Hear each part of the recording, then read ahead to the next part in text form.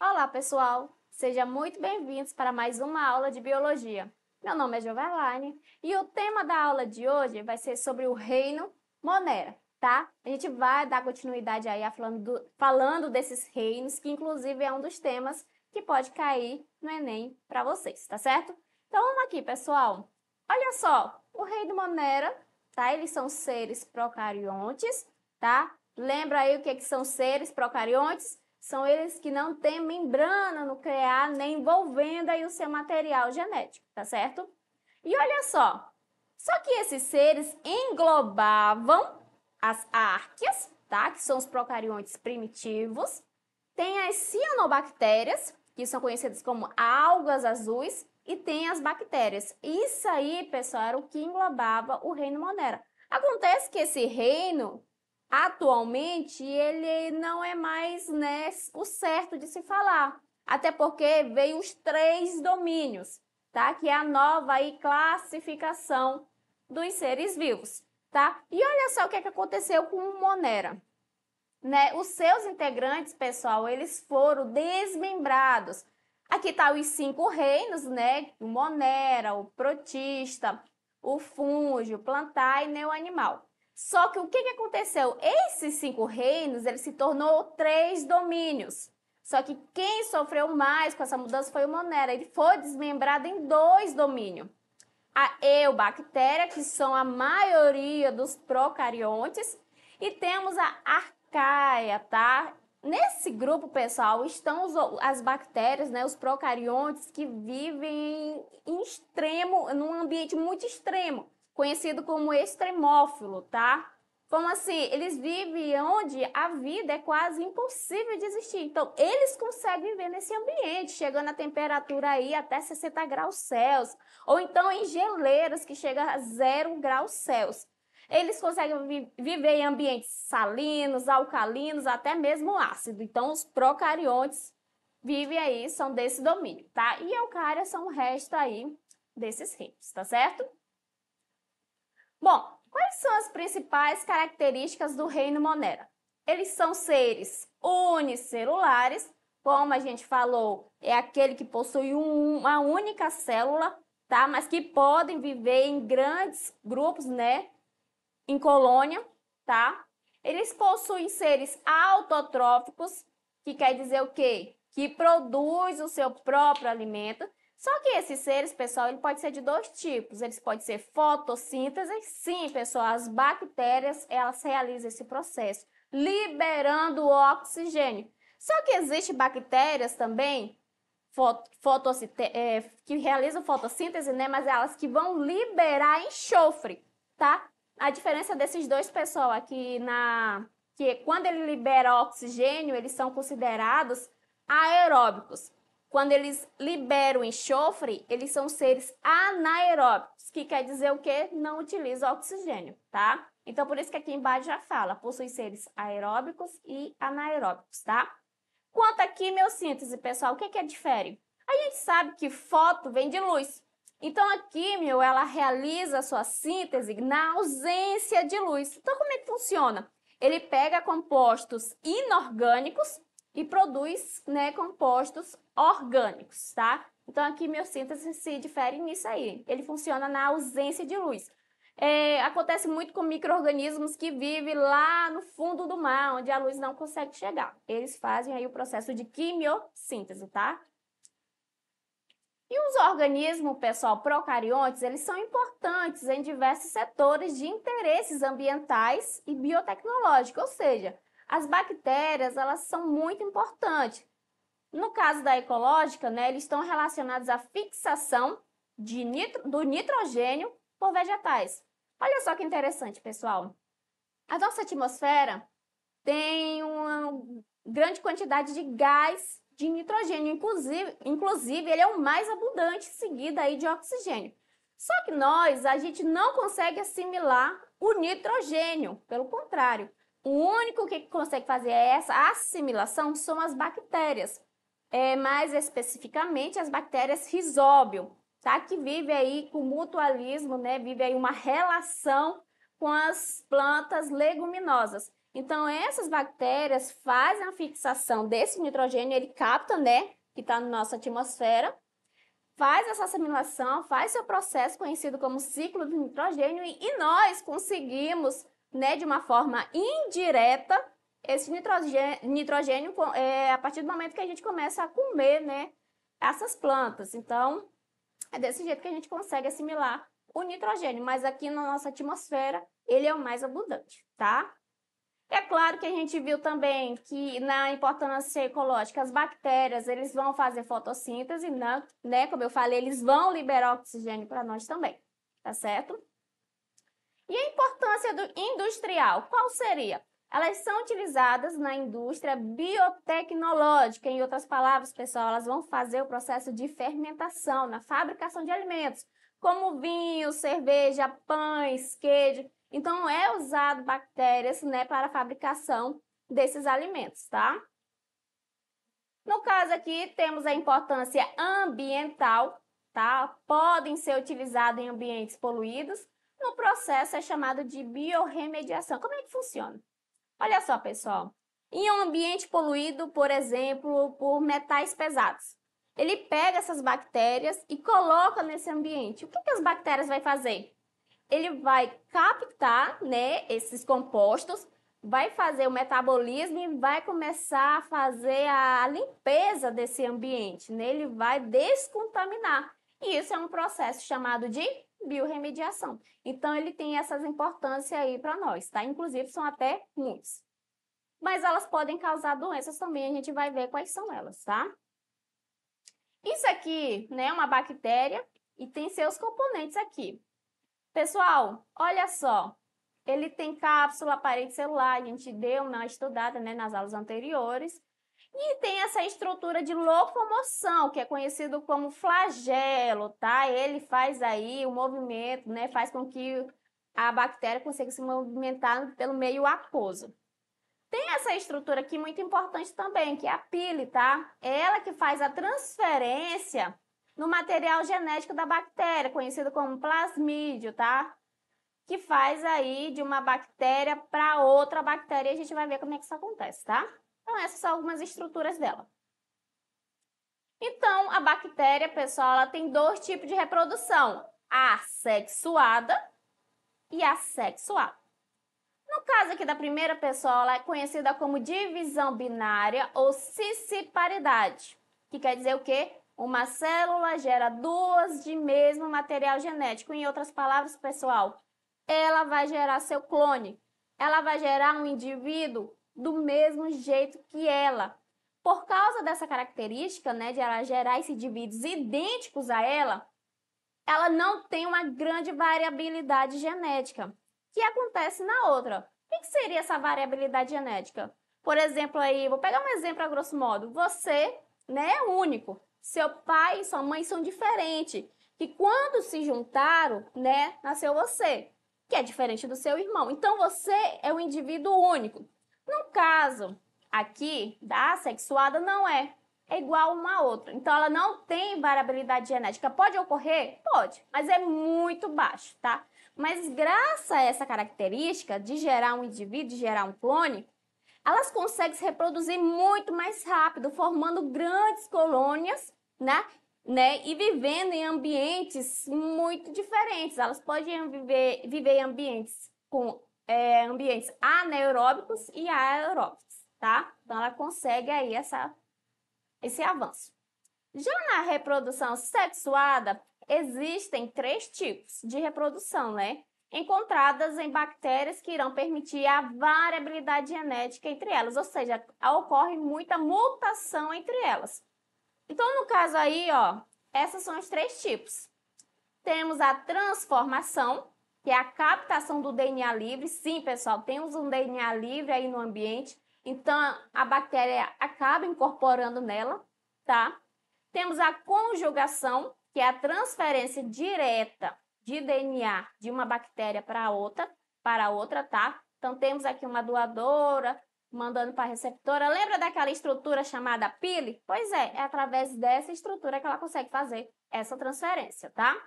E por último, temos a transdução, transferência de DNA bacteriano por um bacteriófago. Pessoal, a gente estudou isso aqui, sabe que um bacteriófago é o quê? É um vírus que infecta, né, uma bactéria. Então, é através dele que ele faz essa reprodução, tá? Sexuada. Bacterializada, que quer dizer que ela explodiu, né?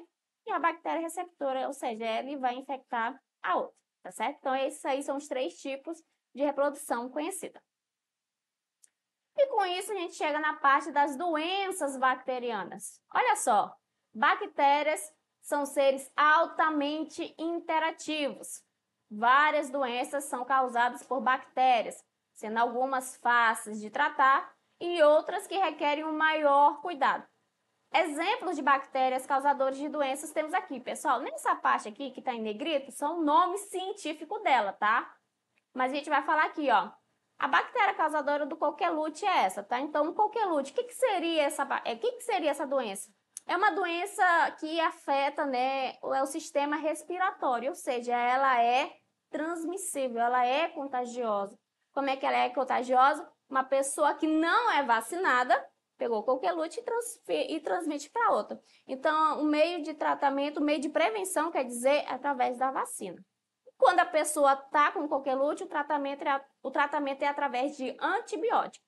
Inclusive, pessoal, crianças com menos de 6 meses de idade, se ela pegar coqueluche e não for tratada adequadamente, ela pode ir a óbito, tá? Então, ela pode ser fatal em alguns casos, tá?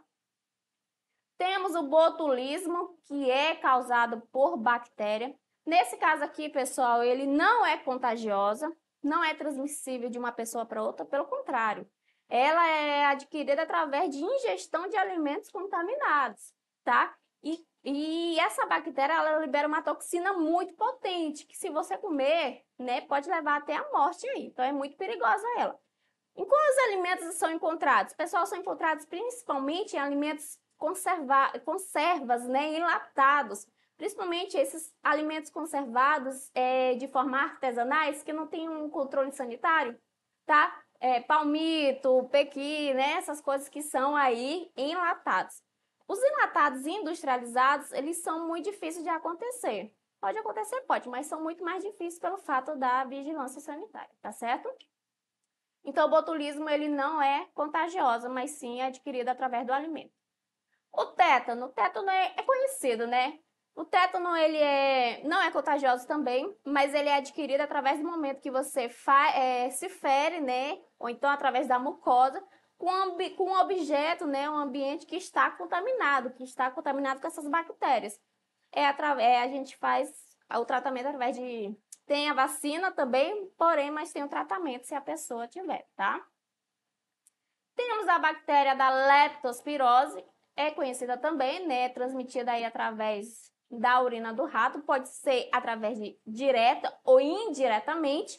Indiretamente acontece muito em alagações, né? Quando ocorre alagações, tem aí esse acúmulo de bactérias, né? Que você acaba ficando muito tempo dentro d'água. E se você tiver uma ferida na pele, também pode ser contraída. Então, tem que ter cuidado, tá?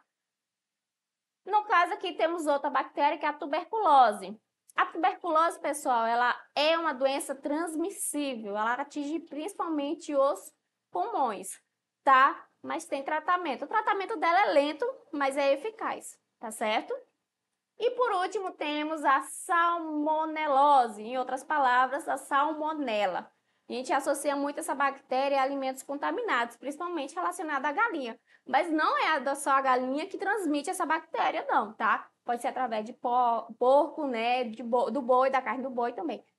Se tiver contaminado e você ingerir, pode estar contraindo esses alimentos. Essa bactéria, perdão, tá? Então, ó, pode ser transmitido de diversas formas. Como eu falei, por ingestão de alimentos e água contaminados por bactérias. Pode citar a cólera, o botulismo, né? Tem aí a salmonela também, que eu falei que é através dos alimentos.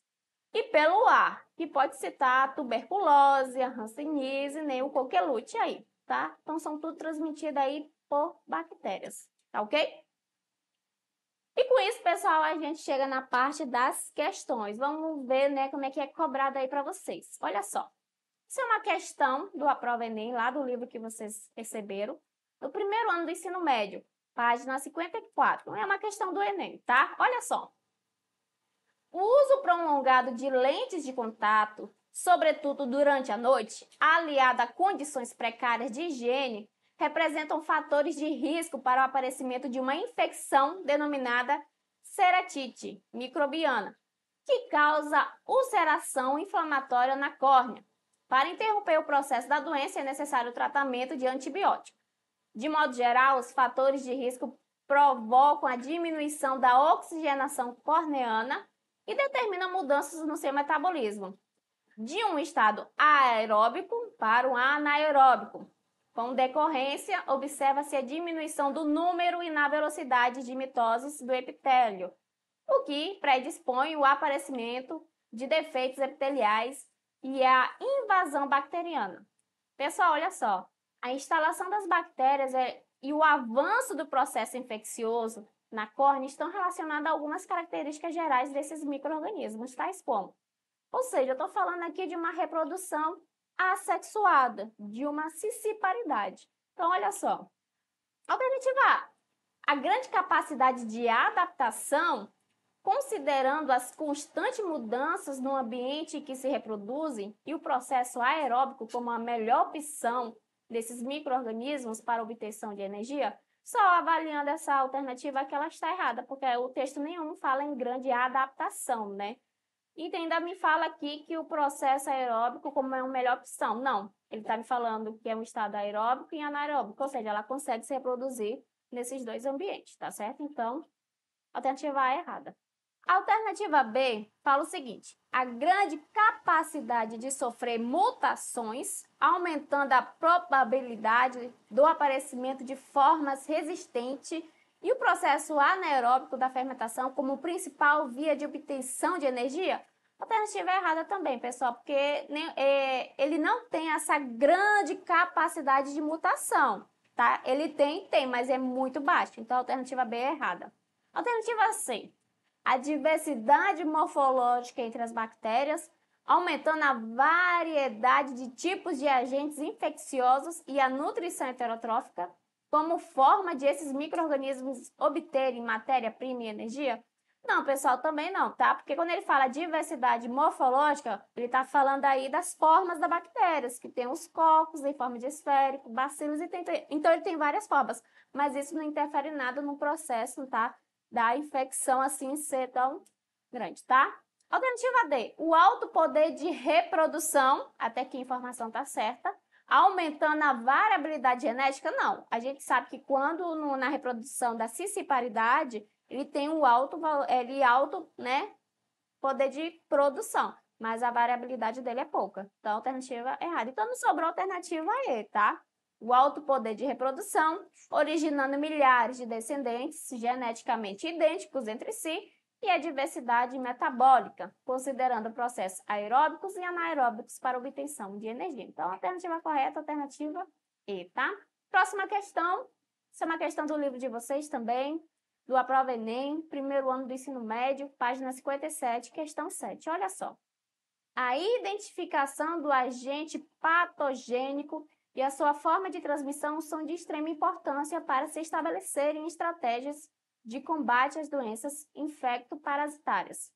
Salmonella e coqueluche são doenças que podem ser transmitidas respectivamente por... A gente acabou de falar disso, né? Alternativa A, vírus. Bom, a gente sabe, a salmonela é transmitida através de um vírus? A gente aprendeu que não, através de uma bactéria. Então, eu nem continuo lendo essa questão. Alternativa A é errada. Alternativa B, bactérias. Opa! Por meio de inalação de ar contaminado, a salmonela é transmitida pelo ar? Não, pessoal, é através de alimentos. Então, nem termino de ler.